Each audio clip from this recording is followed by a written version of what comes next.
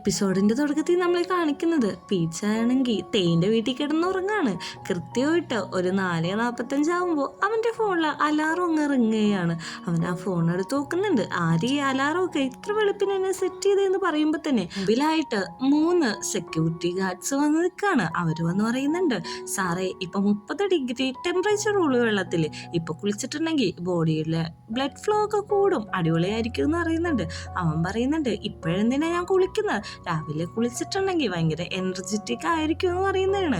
അവനും അതിന് സമ്മതിക്കുന്നുണ്ട്. അങ്ങനെ ബാത്റൂമിലേക്ക് ചെല്ലുമ്പോഴേക്കും ഒരു വലിയ ഹോളാണത്. അപ്പോഴേക്കും നമ്മുടെ പീച്ച് പറയുന്നുണ്ട്, ഓ അപ്പൊ ഇത് സത്യമായിരുന്നു, ഞാൻ ഇത്ര ദിവസം വിചാരിച്ചു എൻ്റെ വീട് കണ്ടിട്ട് കളിയാക്കണേയിരിക്കുന്നു. അവൻ പറഞ്ഞ പോലെ അവൻ്റെ ബാത്റൂം എൻ്റെ വീടിനെക്കാട്ടും വലുതാണ്. അവനകത്തേക്ക് കയറാൻ നിൽക്കുമ്പോൾ ഗാർഡ്സ് കൂടെ കയറും.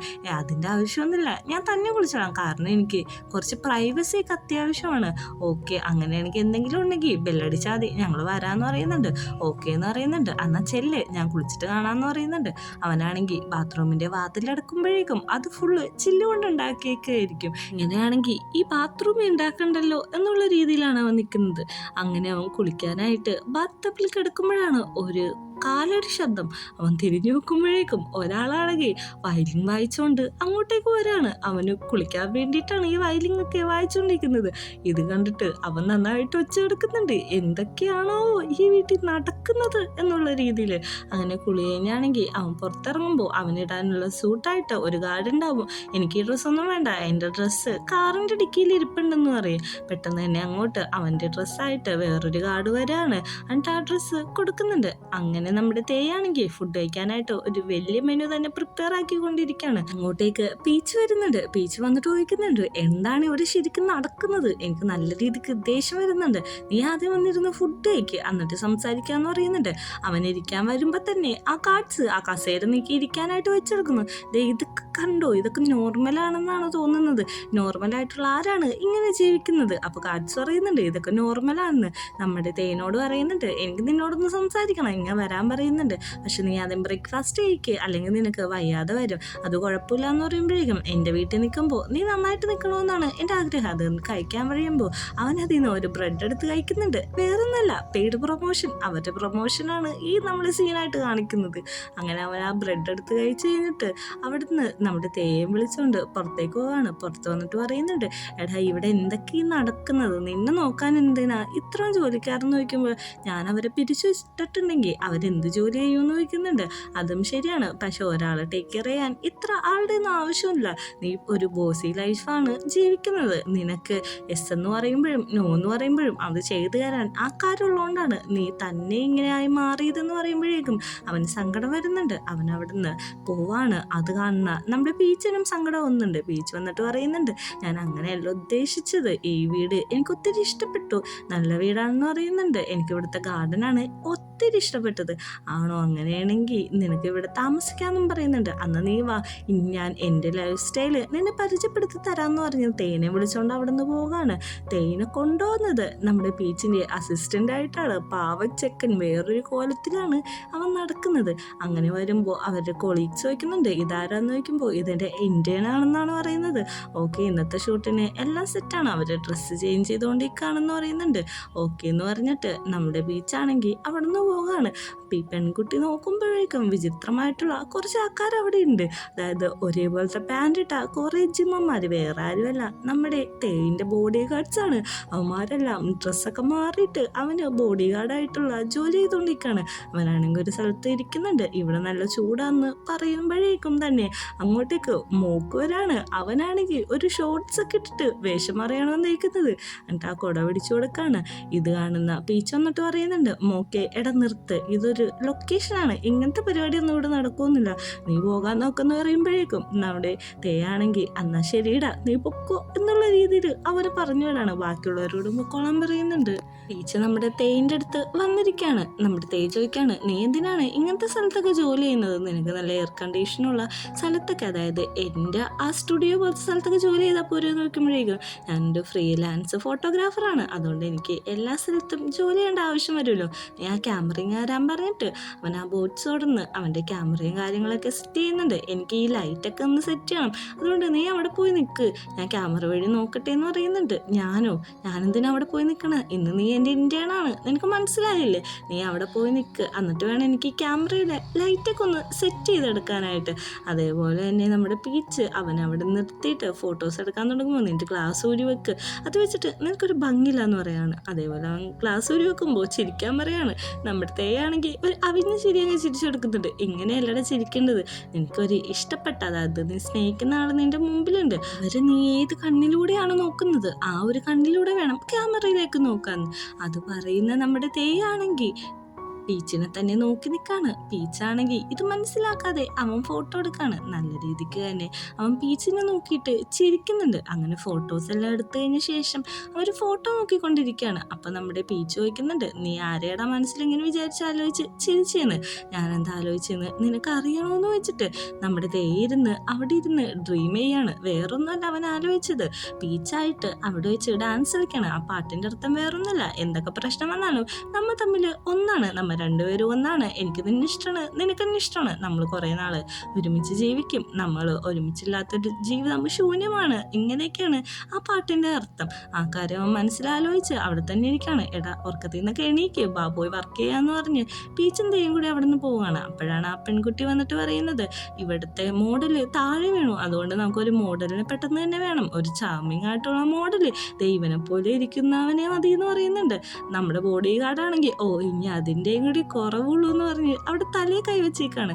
പെട്ടെന്ന് തന്നെ നമ്മുടെ പീച്ച് നോക്കുമ്പോൾ ഞാൻ അത് ചെയ്യാനായിട്ട് യാതൊരു സാധ്യതയില്ല എന്ന് പറഞ്ഞേക്കുമ്പോൾ തന്നെ അടുത്ത സീനിൽ അവൻ ഡ്രസ്സ് മാറിയിട്ട് വരാണ്. എത്രയൊക്കെ ആളായാലും പീച്ച് പറഞ്ഞതിന് അപ്പുറത്തേക്ക് അവനൊരു അടി പോലും വെക്കില്ലല്ലോ. എൻ്റെ അച്ഛൻ ഇത് അറിഞ്ഞിട്ടുണ്ടെങ്കിൽ പീച്ചേ നിൻ്റെ കാര്യവും എൻ്റെ കാര്യവും തീർന്നെന്നൊക്കെ പറഞ്ഞ് വലിയ ഡയലോഗ് പറയാണ്. നിൻ്റെ അച്ഛന് നിൻ്റെ ഫോട്ടോഷൂട്ട് മാഗസിനിൽ കാണാതിരുന്നാൽ പോരെ, നീയാണെന്ന് മനസ്സിലാവാതിരുന്നാൽ പോലെ, ആ കാര്യം ഞാനേറ്റു എന്ന് പറഞ്ഞിട്ട് നമ്മുടെ തേനോട് പോയി പോസ് ചെയ്യാൻ പറയാണ്. അവൻ്റെ ഫേസ് കാണിക്കാതെ സൈഡ് കാണിച്ചാണ് പോസ് ചെയ്യുന്നത്. അങ്ങനെ ക്യൂട്ടായിട്ടുള്ള ഫോട്ടോ സെക്ഷൻ എല്ലാം കഴിഞ്ഞ് ഇവർ പോകാൻ വേണ്ടി നിൽക്കുകയാണ്. ആ പെണ്ണാണെങ്കിൽ വിടുന്ന ലക്ഷണമുള്ളതെ സംസാരിച്ചുകൊണ്ടിരിക്കുകയാണ്. എന്നിട്ട് പറയുന്നുണ്ട്, ഈ പൈസ നീ വെച്ചോ, ഇത് കുറച്ച് എമൗണ്ട് ഉള്ളൂ, പക്ഷെ നീ നന്നായിട്ട് പെർഫോം ചെയ്തു, നിനക്ക് ഈ മോഡലിംഗ് കരിയർ ഇഷ്ടമാണെങ്കിൽ ഇതിൽ തന്നെ തുടരാന്ന്. അവനാണെങ്കിൽ ഈ ഇച്ചിരി പൈസ കണ്ടിട്ട് ഒന്ന് പുച്ഛിച്ചൊന്ന് ചിരിക്കുന്നുണ്ട്. നമ്മുടെ ബീച്ചാണെങ്കിൽ ആ പൈസ മേടിക്കുന്നുണ്ട്. ഓക്കെ, ഞങ്ങൾ പൈസയൊക്കെ മേടിച്ചു, ഇനി പൊക്കോട്ടെ എന്ന് അവളോട് ഭയങ്കര റഫായിട്ടാണ് തേ ചോദിക്കുന്നത്. അങ്ങനെ അവരവിടെ നിന്ന് മാറിയിട്ട് വേറൊരു സ്ഥലത്ത് പോയിരിക്കുകയാണ്. ഇത് നീ ഇന്ന് ഏൺ ചെയ്ത പൈസയാണ്, വെച്ചോളാൻ പറയുന്നുണ്ട്. അവനെടുത്ത് നോക്കുമ്പോൾ 5000 ബാത്താണ്. 5000 ബാത്താവോ, ഇതെന്ത് കുറവാന്ന് പറയുമ്പോൾ ഇത് കുറവോ? അതെ, ഇതെനിക്കൊരു ദിവസത്തെ ടിഷ്യൂ മേടിക്കാൻ മാത്രം ഉണ്ടാവുള്ളൂ എന്ന് പറയുന്നുണ്ട്. 5000 രൂപക്കാണോ നീ ടിഷ്യൂ മേടിക്കുന്നത്?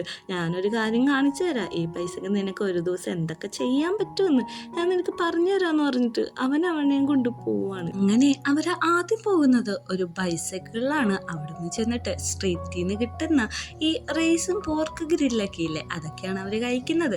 ആദ്യമായിട്ടാണ് ഇത് കഴിക്കുന്നതെങ്കിലും അവന് ഇഷ്ടപ്പെടുന്നുണ്ട്. രണ്ടാമത്തെ പ്ലേസ് എന്ന് വെച്ചിട്ടുണ്ടെങ്കിൽ ഈ ആനിമൽസിനൊക്കെ ഫുഡെല്ലാം ഫീഡ് ചെയ്യിപ്പിക്കുന്ന ഒരു സ്ഥലമാണ്, അങ്ങോട്ടാണ് അവർ പോകുന്നത്. തേർഡ് പ്ലേസ് എന്താണെന്ന് വെച്ചിട്ടുണ്ടെങ്കിൽ പിന്നെയും അവർ പോകുന്നത് ഫുഡ് കഴിക്കാൻ വേണ്ടിയിട്ടാണ്. അവിടെ ചെല്ലുമ്പോഴേക്കും ഫുഡ് കഴിക്കുന്നില്ലെന്ന് നോക്കുമ്പോഴേക്കും ഞാൻ ഡയറ്റിലാണ്, എനിക്കങ്ങനെ കഴിക്കാൻ എപ്പോഴും പറ്റില്ല എന്ന് പറയുന്നുണ്ട്. പക്ഷേ നമ്മുടെ പീച്ചിൻ്റെ കയ്യിലെ ടാറ്റു കണ്ടിട്ട് ഇത് നിൻ്റെ ടാറ്റു ആണോ എന്ന് വയ്ക്കുന്നുണ്ട്. ഇത് മാത്രമേ ഉള്ളൂ എന്ന് വയ്ക്കുന്നുണ്ട്. ഇല്ല, ഇതെൻ്റെ ഫസ്റ്റ് ഫോട്ടോഗ്രാഫർ ജോലി ചെയ്യുന്ന എനിക്ക് കിട്ടിയ പൈസ കൊണ്ട് അടിച്ചതാണ്, ഇത് മാത്രമേ ഞാൻ അടിച്ചിട്ടുള്ളൂ, നല്ല വേദനയായിരുന്നു എന്ന് പറയും. നീ ചെയ്തോന്ന് വയ്ക്കുമ്പോൾ എൻ്റെ ഉണ്ട്, പക്ഷെ അത് ഭയങ്കര റഫാണെന്ന് പറയാണ്. അങ്ങനെ അടുത്തതായിട്ട് അവർ പോകുന്നത് പെയിൻറ്റിങ്ങിലാണ്. അവിടെ ചെല്ലുമ്പോഴേക്കും ഞാൻ നിന്നെ വരച്ചു തരാമെന്ന് പറഞ്ഞിട്ട് തേയാണെങ്കിൽ നമ്മുടെ പീച്ചിൻ്റെ പടം വരച്ച് കാണിക്കുന്നുണ്ട്. അത് കാണുന്ന പീച്ച് വയ്ക്കുന്നുണ്ട്, എടാ നീ എന്തൊക്കെയാണ് ഈ കാണിക്കുന്നത്, നിനക്ക് മനസ്സിലായില്ലേ, ഇത് നിന്നെയാണ് ഞാൻ വരച്ചേക്കണേന്ന്. അങ്ങനെ അവസാനം പോകുന്നത് ഈ സ്ട്രീറ്റിൽ നിന്നുള്ള ഈ വഞ്ചിയിലൊക്കെ കൊണ്ടുവരുന്ന ഫുഡ് കഴിക്കാൻ വേണ്ടിയിട്ടാണ്. എനിക്കും ആഗ്രഹമുണ്ട് ഒരു ദിവസം ഞാൻ ഇവിടെ പോയി ഫുഡ് കഴിക്കും. അങ്ങനെ അവർ അവിടുന്ന് ഫുഡ് മേടിക്കുന്നുണ്ട്. നമ്മുടെ ബീച്ചാണെങ്കിൽ അവൻ്റെ സ്പൈസസ് വേണമെന്ന് വയ്ക്കുമ്പോൾ ഇട്ടോളാൻ പറയുന്നുണ്ട്. പക്ഷെ ആ ഒരു സ്പൈസ് ഒന്നും അവന് താങ്ങാൻ പറ്റുന്നില്ല. അങ്ങനെ അവസാനമായിട്ട് അവർ പോകുന്നത് ഒരു വീട്ടിട്ടാണ്. ഇവിടെയാണ് നമ്മളിന്ന് താമസിക്കണേന്ന് വയ്ക്കുമ്പോൾ അതെ, നമ്മുടെ കയ്യിൽ പൈസ ഇനിയും ബാക്കിയുണ്ടെന്ന് പറയാണ്. അങ്ങനെ അവർ മുറിയിട്ട് ചെല്ലുന്നുണ്ട്. നമ്മുടെ തേ പറയുന്നുണ്ട്, ഇപ്പോൾ മനസ്സിലായോ, നിൻ്റെ ടിഷ്യൂ മേടിക്കണ 5000 രൂപ കൊണ്ട് ഒരു സാധാരണ മനുഷ്യന് എന്തൊക്കെ ചെയ്യാൻ പറ്റുമെന്ന്. അപ്പോഴാണ് അവൻ ആ കാര്യം മനസ്സിലാവുന്നത്. കാരണം കുറേ കാര്യങ്ങൾ ഇന്ന് ചെയ്തിട്ടും ആ പൈസ ഇനിയും ബാക്കിയുണ്ട്. അങ്ങോട്ടേക്ക് ഒരു ആൻറ്റി വരുന്നുണ്ട്. ആൻറ്റി വന്നിട്ട് പറയാണ്, നിങ്ങൾക്ക് കുളിച്ചിട്ട് മാറാനുള്ള ഡ്രസ്സും ടവലും കാര്യങ്ങളൊക്കെയാണ് ഇത്, നിങ്ങൾ ഫ്രഷ് ആയിക്കോളൂ എന്ന് പറയാണ്. അവനാണെങ്കിൽ ടർക്കിയൊക്കെ എടുത്തിട്ട്, ഇതാണോ ടർക്കി? അവൻ ആദ്യമായിട്ടാണല്ലോ ഇങ്ങനത്തെ പാറ്റേണൊക്കെ കാണുന്നത്. ഇനി എവിടെയാണ് ഇവിടുത്തെ വാഷ്റൂം എന്ന് ചോദിക്കുന്നുണ്ട്. വാഷ്റൂം കാണിച്ചു തരാമെന്ന് കൊണ്ടുവന്നത് പുറത്തൊരു പറമ്പിട്ടാണ്. അവിടെയാണെങ്കിൽ ഒരു ടാക്ക് പോലത്തെ സാധനത്തിൽ വെള്ളവും കപ്പും പിന്നെ സോപ്പും മാത്രമേ ഉള്ളൂ. ഇതാണോ ബാത്റൂം എന്ന് ചോദിക്കുന്നുണ്ട്. അത് ഇതാണ് ബാത്റൂം. ഇങ്ങനെയാണ് നോർമലായിട്ടുള്ള ഒരാൾ കുളിക്കുന്നത്. ഇവിടെ ആരും ഒളിഞ്ഞു നോക്കാനൊന്നും വരില്ല, കാരണം ഓൾറെഡി എല്ലാവർക്കും അറിയാം ഈ കാര്യം എന്ന് പറയുന്നുണ്ട്. തേ പറയാണ്, പക്ഷെ എനിക്ക് മിറർ വേണം, എനിക്ക് മിററൊന്നും ഇല്ലാതെ എൻ്റെ ഫേസ് വാഷ് ചെയ്യാൻ പറ്റില്ല എന്ന്. ദേ ഈ ബക്കറ്റിൻ്റെ ഉള്ളിട്ട് നോക്കിയാൽ മതി എന്ന് പറയുന്നുണ്ട്. നീ എന്ത് ക്രേസിയാണ്, നീ എന്നെ പൊട്ടം കളിപ്പിക്കണേന്ന് നോക്കുമ്പോഴേക്കും, അല്ല ഇതൊക്കെ നോർമലാണ്, എന്താ സാറിന് വേണമെങ്കിൽ ഞാൻ പല്ലേപ്പിച്ചു തരുമെന്ന് നോക്കുമ്പോൾ നീ എനിക്ക് തേപ്പിച്ചു തരുമെന്നാണ് ചോദിക്കുന്നത്. അങ്ങനെ പീച്ചാണെങ്കിൽ തേക്ക് പല്ലെല്ലാം തേപ്പിച്ചു കൊടുക്കുന്നുണ്ട്. എൻ്റെ പല്ല് നല്ല വൈറ്റല്ലേ, വൃത്തിയില്ലേന്ന് നോക്കുമ്പോഴേക്കും നല്ല ഭംഗിയുണ്ടെന്ന് പീച്ചും അതിന് മറുപടി പറയുന്നുണ്ട്. അങ്ങനെ പീച്ചാണെങ്കിൽ റൂമിലേക്ക് പോയി ഒന്ന് സ്വസ്ഥമായിട്ട് ഇരിക്കുന്ന സമയത്താണ് പുറത്തുനിന്ന് ഒരു കരച്ചിൽ കേൾക്കുന്നത്. അവൻ ചെന്ന് നോക്കുമ്പോഴേക്കും തേയാണെങ്കിൽ കരഞ്ഞ് ബഹളം വെച്ച് ഒരു വടിയുടെ അവിടെ നിൽക്കാണ്. നോക്കുമ്പോൾ എന്താണെന്ന് വെച്ചിട്ടുണ്ടെങ്കിൽ ഒരു കോക്രോച്ച് അതവിടെ വന്നിരിക്കുകയാണ്. അതിനാണ് ഇവൻ കിടന്ന് കരയുന്നത്. പീച്ചാണെങ്കിൽ അതിനെയൊക്കെ തട്ടിക്കളഞ്ഞിട്ട് ഇവനെ കളിയാക്കിയാണ്. ഒരു വലിയ കമ്പനിയുടെ MD ആണ് ഈ കിടന്ന് കരയുന്നത്. എങ്ങനെ ഇങ്ങനെ കരയാനൊക്കെ സാധിക്കണേന്ന് വെച്ചിട്ട് എന്നെ കളിയാക്കണ്ട, എനിക്ക് സത്യോട്ടം പേടിയാ, പിന്നെ എനിക്ക് ഇങ്ങനെ കണ്ട് ശീലമൊന്നുമില്ലല്ലോ അതിൻ്റെ എന്ന് പറയുന്നുണ്ട്. ഓക്കെ കുഴപ്പമൊന്നുമില്ല, നീ ഒന്ന് ഫ്രഷ് ഒക്കെ കഴിഞ്ഞാൽ മാറാന്നുള്ളൂ. അപ്പം ഇവൻ്റെ ടാറ്റു കാണുന്നുണ്ട്. ഓ ഇതാണ് നിൻ്റെ ടാറ്റു എന്ന് വയ്ക്കുമ്പോൾ അതെ ഇതാണ് എൻ്റെ ടാറ്റു, ഇത് ഭയങ്കര റഫായതുകൊണ്ട് അത് ആരും കണ്ടിട്ടില്ല എന്ന് പറയുന്നുണ്ട്. അങ്ങനെ നമ്മുടെ മോക്കിനെ കാണിക്കുകയാണെങ്കിൽ അവൻ ആ വീട്ടിൻ്റെ പുറകിൽ കാവലിരിക്കണം. അപ്പോഴേക്ക് ആൻറ്റി അങ്ങോട്ട് വന്നിട്ട്, നീ വെറുതെ ഇരിക്കുകയാണെങ്കിൽ ഈ മുത്തൊക്കെ കോർത്ത് കളിച്ചോ, ഇതിന് ഞാൻ പൈസ ഒന്നും ചാർജ് ചെയ്യില്ല എന്ന് പറയുന്നുണ്ട്. അവനാണെങ്കിൽ ആരോ മിസ് ചെയ്യുന്ന പോലെയാണ് അതൊക്കെ കോർക്കുന്നത്. അങ്ങനെ കുളിയെല്ലാം കഴിഞ്ഞിട്ട് തേയാണെങ്കിൽ അകത്തേക്ക് വരുന്നുണ്ട്. അവൻ്റെ ഈ ഡ്രസ്സൊക്കെ കാണുമ്പോൾ തന്നെ ചിരി വരാണ്, കാരണം അവൻ ഇങ്ങനത്തെ ഒരു കോസ്റ്റ്യൂമിൽ ആദ്യമായിട്ടല്ല കാണുന്നത്. പീച്ചിനോട് പറയുന്നുണ്ട്, എൻ്റെ ജീവിതത്തിൽ ഞാൻ ആദ്യമായിട്ടാണ് ഇങ്ങനത്തേക്ക് ഇടുന്നതെന്ന്. നീ കുളി കഴിഞ്ഞിട്ട് എന്താ ഇടാറെന്ന് ചോദിക്കുമ്പോൾ എൻ്റെ പേരൊക്കെ എഴുതിയിട്ടുള്ള ഗൗൺ സ്യൂട്ടാണ് ഞാൻ ഇടുന്നതെന്ന് പറയുന്നുണ്ട്. പെട്ടെന്ന് എന്നെ പീച്ച് ഒരു സ്കെച്ച് എടുത്തുകൊണ്ട് വന്നിട്ട് നമ്മുടെ തേൻ്റെ ഫുൾ നെയിം ആ ടീഷർട്ടിൽ അങ്ങ് എഴുതി വെക്കാണ്. ഇപ്പം നിനക്ക് വ്യത്യാസമൊന്നും തോന്നുന്നില്ലല്ലോ എന്ന് ചോദിക്കുന്നുണ്ട്. നമ്മുടെ പീച്ചിനാണെങ്കിൽ കുളിച്ചിട്ട് വരാമെന്ന് പറഞ്ഞ് അവിടുന്ന് പോകുന്നുണ്ട്. തേക്ക് ഒത്തിരി സന്തോഷമാവുന്നുണ്ട്. ഈ സമയം മൂക്കാണെങ്കിൽ ആ മുത്തുമാല കോർത്തുകൊണ്ടിരിക്കുകയാണ്. അവനത് കോർത്തുകൊണ്ട് തന്നെ എന്തൊക്കെ ആലോചിക്കുന്നുണ്ട്. അങ്ങനെ അടുത്ത സീനിൽ കാണിക്കുന്നത് വിവി ആണെങ്കിൽ നമ്മുടെ മാനേജർ പെണ്ണിനോട് പറയാണ്, എത്രയും പെട്ടെന്ന് തന്നെ പീച്ചിനെ ഈ പ്രോജക്റ്റിൽ നിന്ന് മാറ്റിക്കോ. പെൺകുട്ടി ചോദിക്കുന്നുണ്ട്, നിങ്ങൾക്ക് എന്താണ് പ്രശ്നം, നിങ്ങളുടെ ഇടയിൽ പ്രശ്നം എന്താണെന്നൊന്നും എനിക്കറിയില്ല, പക്ഷെ അവനെ മാറ്റണ്ട, എന്ത് കാര്യമാണെന്ന് ചോദിക്കുന്നുണ്ട്. ഞാനാണ് ഈ ടീമിൻ്റെ ലീഡ്, അപ്പം ഞാൻ പറയുന്ന പോലെയൊക്കെ അങ്ങ് കേട്ടാൽ മതി, അവനെ മാറ്റണമെന്ന് പറഞ്ഞാൽ മാറ്റിക്കൊള്ളണമെന്ന് പറയുന്നുണ്ട്. ഇത് നമ്മുടെ തേൻ്റെ അടുത്ത് മൂക്കു എന്ന് പറയുന്നുണ്ട്. പുതിയ പ്രൊജക്റ്റിൽ നിന്ന് പീച്ചിനെ മാറ്റിയെന്നുള്ള കാര്യം അവൻ ചോദിക്കുന്നുണ്ട്. ആരാണ് ഇതെല്ലാം പറഞ്ഞു നോക്കുമ്പോഴേക്കും നമ്മുടെ പുതിയ ടീം ലീഡാണ്, അവനാണ് ഇതെല്ലാം തീരുമാനിച്ചതെന്ന് പറയുന്നുണ്ട്. ഇത് കേട്ടിട്ടാണെങ്കിൽ തേക്ക് ഒത്തിരി ദേഷ്യം വരുന്നുണ്ട്. അവൻ പറയുന്നുണ്ട്, ഇതിൽ നിന്ന് പീച്ചിനെ എല്ലാം മാറ്റേണ്ടത് ഈ ടീം ലീഡറില്ലേ അവനെ തന്നെ അങ്ങ് മാറ്റിയേക്ക്, എൻ്റെ പീച്ചിനെ ബുള്ളി ചെയ്യുന്ന ആരായാലും ഞാൻ ജോലിയിൽ നിന്ന് ഫയർ ചെയ്ത് കളയുമെന്നാണ് പറയുന്നത്. പക്ഷേ ഇതേ സമയം പീച്ചാണെങ്കിൽ അവൻ്റെ വീട്ടിൽ കിടക്കാണ്. അനിയത്തി വിളിച്ചിട്ട് പീച്ചിനോട് പറയുന്നുണ്ട്, എടാ നിന്നെ ടീമിൽ നിന്ന് മാറ്റി ആ വിവിയാണ് ഇതെല്ലാം ചെയ്തതെന്ന് പറയുമ്പോൾ, എടി നിന്നോട് ഓൾറെഡി ഞാൻ പറഞ്ഞില്ലേ 3 മാസത്തേക്ക് ഞാൻ വല്ല ട്രിപ്പും പോവുകയാണ്, നീ എന്തെങ്ങനെ നിസ്സാരമായിട്ട് ഈ കാര്യത്തിനെയൊക്കെ കാണണമെന്ന് വെക്കുമ്പോഴേക്ക് ഞാൻ എങ്ങനെയാണ് കാണേണ്ടത്, ഇത് സീരിയസ് ആയിട്ട് കാണണോ, ഇതൊന്നും വലിയ പ്രശ്നമേ അല്ല, എനിക്ക് എൻ്റെ വെക്കേഷൻ അടിപൊളിയായിട്ട് ആഘോഷിക്കാൻ പറ്റുമല്ലോ, അതുകൊണ്ട് തന്നെ ഇതിൽ ടെൻഷൻ അടിക്കണ്ടെന്ന് പറയുന്നുണ്ട്. പെട്ടെന്ന് തന്നെ അനിയത്തിയുടെ അടുത്തേക്ക് ബാക്കി കൊളീഗ്സ് വന്നിട്ട് പറയുന്നുണ്ട്, ആ കോളൊന്ന് കിട്ടിയത് ഒരു കാര്യം പറയാനുണ്ടെന്ന്. അതേപോലെ അവൾ കോൾ കിട്ടിയത് എന്താ കാര്യം എന്ന് നോക്കുമ്പോൾ വിവിനെ ഇവിടുന്ന് പുറത്താക്കി, എന്താണെന്നറിയില്ല, അവൻ്റെ ഡെസ്കിൽ ഇപ്പോൾ സാധനങ്ങളൊന്നുമില്ല, അവൻ്റെ എല്ലാ തിങ്സും എടുത്തുകൊണ്ടാണ് പോയേക്കുന്നത്, അവനെ പുറത്താക്കി എന്നാ തോന്നുന്നതെന്നൊക്കെ അവർ വന്ന് പറയുന്നുണ്ട്. ഈ സമയമാണെങ്കിൽ പീച്ച് തേൻ്റെ വീട്ടിൽ പോയിട്ട് എന്തിനാണ് അവനെ പുറത്താക്കിയെന്ന് നോക്കുമ്പോഴേക്കും, നീ എൻ്റെ മാനാണ്, പിന്നെ എന്തിനാണ് അവൻ ഇങ്ങനെ ബുള്ളി ചെയ്യുന്നത് ഞാൻ നോക്കിക്കൊണ്ടിരിക്കുന്നത്, അതുകൊണ്ടാണ് അവനെ ഞാൻ പുറത്താക്കിയെന്ന് പറയുന്നുണ്ട്. എന്നാലും എനിക്കിവിടെ വർക്ക് ചെയ്യാൻ പറ്റത്തില്ല, കാരണം എനിക്ക് മുമ്പ് വേറൊരു ഫോട്ടോഗ്രാഫറിനെ ഇവിടെ സൈൻ ചെയ്തിട്ടുണ്ട്, അത് കുഴപ്പമില്ല, അവനെ പുറത്താക്കാന്ന് പറയുമ്പോൾ അത് വേണ്ട, അവൻ ജോലിയില്ലാതെ കഷ്ടപ്പെടുമെന്ന് പറയുന്നുണ്ട്. അപ്പോൾ നീ കഷ്ടപ്പെടില്ലേന്ന് നോക്കുമ്പോൾ എന്നെ പോലെയല്ല അവൻ, എനിക്ക് ജോലിയില്ലെങ്കിലും എന്നെ ടേക്ക് കെയർ ചെയ്യാൻ നീയില്ലേന്ന് പറയുന്നുണ്ട്. പെട്ടെന്ന് തന്നെ അവൻ ചിരിച്ചിട്ട് പറയാണ്, ഇവനെ എല്ലാ ജോലിയിൽ നിന്ന് ഇതാക്കിയേക്ക്, ഞാൻ ഇവനെ ടേക്ക് കെയർ ചെയ്തോളാം. അങ്ങനെ അടുത്ത സീനി കാണിക്കുന്നത് നമ്മുടെ പീച്ചു അനിയത്തെയും കൂടി അവരുടെ ഹോൾഡേജ് ഹോമിയിട്ട് പോവാണ്. അപ്പോഴാണ് ഇവർ രണ്ടുപേരും അനാഥരാന്നുള്ള കാര്യം മനസ്സിലാവുന്നത്. ഇവരാണെങ്കിൽ നീ വണ്ടി ഓടിക്ക് എന്ന് പറഞ്ഞ് തല്ലിയോടിച്ചോണ്ടിരിക്കുകയാണ്. അങ്ങനെ അടുത്ത സീനിൽ നമ്മുടെ തേയിനെയാണ് കാണിക്കുന്നത്. തേയിൻ്റെ അടുത്ത് മൂക്കോ എന്ന് പറഞ്ഞിട്ട് പറയാണ്, ഞാൻ ലീവാണ്, എത്ര ദിവസത്തേക്കാണ്, ഒരാഴ്ചത്തേക്കാണെന്ന് പറയുന്നുണ്ട്. പക്ഷേ തേയോ ഒന്ന് ചിരിക്കുക മാത്രമാണ് ചെയ്യുന്നത്. നീ പേടിക്കണ്ട, എന്തെങ്കിലും അത്യാവശ്യം ഉണ്ടെങ്കിൽ എന്നെ വിളിച്ചോ, ഞാൻ അപ്പം തന്നെ വന്നോളാന്ന് മൂക്ക് പറയുന്നുണ്ട്. അങ്ങനെ അവർ ആ ഹോളിഡേജ് ഹോമിൽ എത്തിയിട്ടുണ്ട്. അവരുടെ വളർത്തമ്മയോട് അവൻ സംസാരിക്കുന്നുണ്ട്. നിങ്ങൾ കാരണമാണ് ഞങ്ങൾ ഈ നിലയിലെത്തിയെന്ന് നിനക്ക് ഓർമ്മയുണ്ടോ, നീ എനിക്ക് പണ്ട് തന്ന വാക്ക്. അതായത് ഈ പീച്ചും ഈ അനിയത്തിയും കുഞ്ഞായിരുന്നപ്പോൾ അവർക്ക് വേറൊരു ഫാമിലിയായിട്ട് അഡോപ്ഷൻ ഓപ്ഷൻ കിട്ടിയിട്ടും അവരവിടുന്ന് പോകാൻ സമ്മതിച്ചില്ല. ഞാനിവിടെ നോക്കിക്കോളാന്ന് പറഞ്ഞിട്ട് അവൾ കരയുന്നുണ്ട് നന്നായിട്ട് കിടന്നിട്ട്.